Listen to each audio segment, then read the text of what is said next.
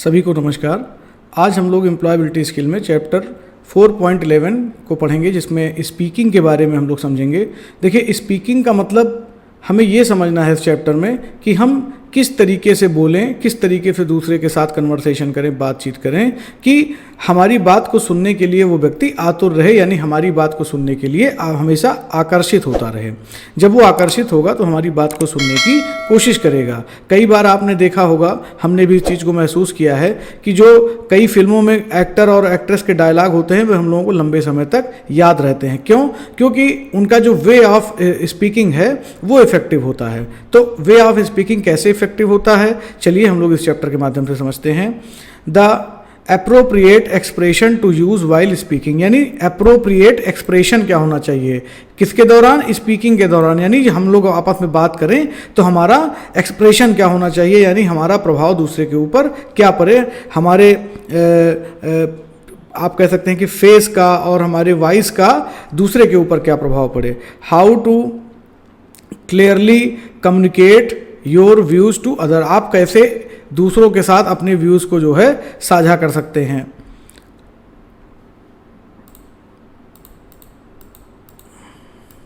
तो इसमें हम लोग ये देखेंगे कि basically let's learn the appropriate expression to use while speaking, यानी अप्रोप्रिएट एक्सप्रेशन बातचीत के दौरान क्या होना चाहिए। It is important to use words in a clear and correct way, यानी जो हमारे शब्द हैं वो एक तो क्लियर होने चाहिए और शुद्ध होने चाहिए। शुद्ध का मतलब उसमें कोई भी विसंगति ना हो, यानी जो शब्द है वैसा ही उसकी उच्चारण उसका होना चाहिए वाइल कम्युनिकेटिंग, यानी बातचीत के दौरान। But good communication is more than just the right words, ठीक है। When we speak people can hear the emotions in our voice and see our facial expression. जब हम लोग एक दूसरे से बातचीत करते हैं आमने सामने, तो वो हमारे बात के साथ साथ, हमारे लैंग्वेज के साथ साथ, हमारे वर्ड्स के साथ साथ हमारे चेहरे के इमोशंस और एक्सप्रेशंस को भी देखते हैं और उनसे भी मैसेज निकालने की कोशिश करते हैं, ठीक है। तो जो हमारी वॉइस होती है वो उनको सुनाई पड़ती है, तो उससे वो एक्सप्रेशन लेते हैं और हमारे फेशियल एक्सप्रेशन को देख के, यानी हमारे चेहरे के हाव भाव को देख करके भी वो हमारी बात का अंदाज़ा लगा लेते हैं। The expression of your voice, आपकी वॉइस का क्या एक्सप्रेशन सही ढंग से होना चाहिए, चलिए इसको समझते हैं। Can you remember an speech that you enjoy listen to, आप किसी स्पीच को आपको याद है और आप उसको बार बार सुनना चाहते हैं। और ए डायलॉग इन ए फिल्म, यानी पिक्चर में कोई डायलॉग ऐसा हो जो आपको सुनने का मन करे। बाय योर फेवरेट एक्टर, अपने फेवरेट एक्टर के द्वारा। What emotions was the person feeling during the speech, मतलब वो व्यक्ति जब कोई स्पीच दे रहा है, कोई डायलॉग बोल रहा है, तो उसके एक्सप्रेशन क्या थे, उसके इमोशंस क्या थे, ठीक है। The easiest way to convey emotion while speaking through your voice, जब आप बोलते हैं किसी से तो कभी कभी देखिए भाषा का जो तीव्रता होती है, जो स्वर होता है, वो ही बहुत बार हमें बता देता है। अगर हमें किसी को आदेश देना होता है तो हमारा स्वर ऊंचा होता है, और अगर हमें किसी से कुछ मांगना है तो हमारा स्वर नीचा होता है, मतलब हमारी वॉइस नीची होती है, उसका लेवल नीचा होता है। जैसे सपोज करिए आपको अपने छोटे भाई से एक पेन लेनी है, तो आप क्या कहेंगे? मान लीजिए उसका नाम रमेश है, रमेश मुझे पेन दे दो, तो आपकी वॉइस का लेवल क्या है? ऊपर है। और अगर आपको उससे मान लीजिए कोई सहूलियत चाहिए या कोई उससे आपको फेवर चाहिए, तो आप उसको पोलाइटली ढंग से पेश आएंगे, पोलाइट होकर के आप उससे बात करेंगे। जैसे आप ये भी कह सकते हैं कि रमेश प्लीज़ सुनो मेरी बात और मुझे पेन दे दो, या और भी कोई चीज़ आप कह सकते हैं। तो ये आपका जो वॉइस का टोन है, ये टोन ही डिसाइड करता है कि आपका एक्सप्रेशन या आप किस लिहाज में क्या कहना चाहते हैं। The easiest way to convey emotion while speaking through your voice, सबसे अच्छा है voice. Avoid speaking in single tone, अगर आप सिंगल टोन में बोलते जाएंगे तो वो ठीक नहीं है, उसको आप अवॉइड करिए। That does not share your emotions, क्योंकि ये आपके इमोशंस को शेयर नहीं करता है। Use a happy excited voice to talk about things that execute you, ठीक है ना। आप बहुत ही क्लियर वॉइस के साथ, बहुत ही आसान शब्दों में अपनी बात को कहिए। और use a calm lower voice to talk about topics and the end that are serious और सैड। किसी भी टॉपिक के बारे में जब आप सीरियस हों या फिर सैड हों और अगर आप ऐसा एक्सप्रेशन देना चाहते हैं तो आपकी आवाज़ क्या होनी चाहिए, काम यानी कि शांत होनी चाहिए, और उसकी पिच क्या होनी चाहिए, लो होनी चाहिए। पिच का मतलब तीव्रता। It's also important to be aware of the volume of the voice, जो जिसके बारे में भी हम लोग बात कर रहे थे, यानी आवाज़ की तीव्रता। When speaking to many people और इन क्राउड या फिर room, try to speak loudly. अगर आप बहुत सारे लोगों से बात कर रहे हैं, ठीक है, और बहुत बड़ी जगह पर बात कर रहे हैं, तो आपको जोर से बोलना चाहिए, लाउडली बोलना चाहिए। And slowly to the everyone can hear you, और आपकी आवाज़ तेज रहे लेकिन जो फ्रीक्वेंसी है, तीव्रता है वो वॉइस की, वो धीरे रहे, ताकि बहुत तेजी से आप बोलते हुए ना जाएं और हर लोगों को उसका मतलब समझ में आए। Speak in A cuter voice, आप एक क्यूट सी वॉइस में यानी एक मीठी सी आवाज़ में बात करिए।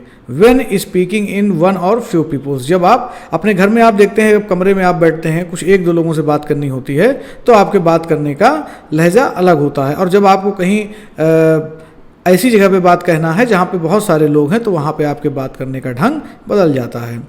The expression of your face, अभी तो हम लोगों ने एक्सप्रेशन ऑफ वॉइस पढ़ा, यानी एक्सप्रेशन ऑफ वॉइस क्या होनी चाहिए कि अगर आप भीड़ में बोल रहे हैं तो तेज बोलिए लेकिन फ्रीक्वेंसी स्लो रहे, और अगर आप कमरे में बोल रहे हैं या किसी एक दो लोगों से बात कर रहे हैं तो आप उसको पोलाइट होकर के बात करिए, क्यूट भाषा में बात करिए, क्यूट लैंग्वेज में बात करिए। और एक्सप्रेशन ऑफ फेस क्या होगा? When you speak people are using both their eyes and ear to focus on you. देखिए, जब आप सामने से किसी से बात करते हैं तो वो क्या करता है, आपके चेहरे का एक्सप्रेशन भी रीड करता है और आपकी वॉइस को भी सुन के समझने का प्रयास करता है। On our faces naturally make expression to show emotion, हमारे लोगों के जो चेहरे हैं वो बात करते समय प्राकृतिक रूप से ही जो हमारे इमोशंस हैं, जो हमारे सेंटीमेंट्स हैं, उनको जो है दूसरे तक ट्रांसफ़र करने का काम करते हैं। ठीक है ना, मतलब भाव, एक तरीके से भावनात्मक ट्रांसफ़र करते हैं चीज़ों का।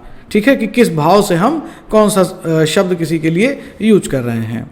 सो while speaking use your facial expression to match what you are saying. कई बार देखिए ऐसा होता है कि आप कहते कुछ हैं लेकिन आपके कहने के अनुसार आपका जो फेस है वो उसको सपोर्ट नहीं करता है, यानी आप बोल रहे हैं झूठ और आपके मुंह से निकल रही है हंसी, तो फिर सामने वाला आपकी बात पे बिलीव नहीं करता है। When speaking to a group of people, move our eye contact from one person to another. जब आप बहुत सारे लोगों से ग्रुप में बात करिए, कभी आप देखिए किसी भी नेता की रैली में देखिए, तो जब बहुत सारे लोग होते हैं तो कभी वो इधर देख के बात करेंगे, कभी वो सामने देख के बात करेंगे, कभी वो लेफ्ट में देख के बात करेंगे, मतलब सभी लोगों की ओर बराबर वो बारी बारी से निगाह करते रहते हैं। अब सबसे अच्छा एक फार्मूला बताया गया है, suitable facial expression plus proper voice tone is equal to effective communication. यानी हम अच्छा संवाद स्थापित करना उसी को कह सकते हैं जिसमें सूटेबल फेशियल एक्सप्रेशन हो, ठीक है ना, और प्रॉपर वॉइस टोन हो, मतलब टोन जितनी होनी चाहिए भीड़ के हिसाब से या फिर अकेलेपन के हिसाब से वो हो, और जो फेस का एक्सप्रेशन है वो भी आपकी बात को सपोर्ट करता हुआ हो। आप रो रहे हैं लेकिन रोने, आप बोल रहे हैं दुख की बात, लेकिन आपके चेहरे से खुशी जाहिर हो रही है, तो कोई सामने वाला व्यक्ति ये कैसे मान लेगा कि आप दुखी हैं? क्योंकि नॉर्मली परसेप्शन ये है समाज में कि जो व्यक्ति रो रहा है, दुखी होता है, तो उसके चेहरे का हाव भाव भी वैसा ही होता है। ठीक है, let's learn how to clearly communicate your views to other. अब जैसे कैसे आप अपने जो व्यू हैं वो दूसरे के पास पहुंचाएं बहुत ही क्लियर फॉर्म में। एप्पल्स कंटेन विटामिन सी, ठीक है, this sentence is a fact. अब सबको पता है कि सेब में विटामिन सी होता है। You can check it is true और फॉल्स, आप इसको चेक भी कर सकते हैं। It does not change from one person to another, अगर मैं भी बोलूँगा तो भी मैं ये स्टेटमेंट दूंगा, अगर आप भी बोलेंगे तो आप भी ये स्टेटमेंट देंगे। अब दूसरा है apples are better than bananas, यानी सेब जो है वो केलों से ज़्यादा अच्छे होते हैं।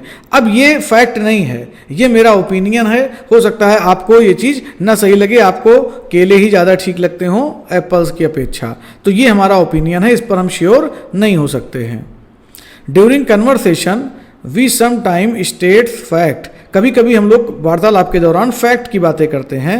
Other time we share our personal opinion on something, और कभी कभी हम अपनी जो व्यक्तिगत हमारा ओपिनियन है, जो हमारी सलाह है या जो हमें महसूस होता है वो हम बताते हैं। The person that we are speaking to might have a different opinion on same topic, अलग अलग लोगों की अलग अलग टॉपिक पे अलग अलग ओपिनियन हो सकता है।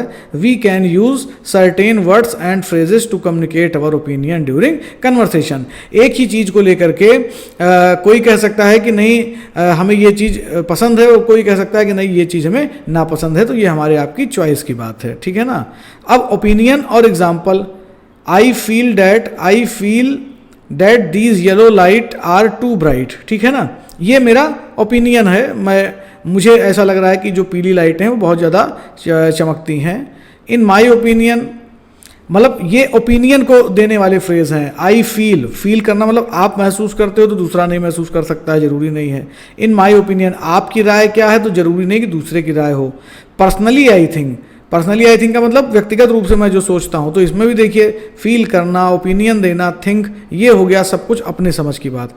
आई रिस्पेक्टफुली डिसएग्री, ठीक है ना, मतलब अब ये आपकी इच्छा है कि आप उससे डिसएग्री कर रहे हो, इसका मतलब क्या है कि ये सारी चीज़ें हमारा ओपिनियन है, ये फैक्ट नहीं है, और ये पर्सन टू पर्सन वेरी हुआ करता है, यानी हर व्यक्ति का अपना एक अलग दृष्टिकोण होगा, अपनी एक अलग सोच होगी।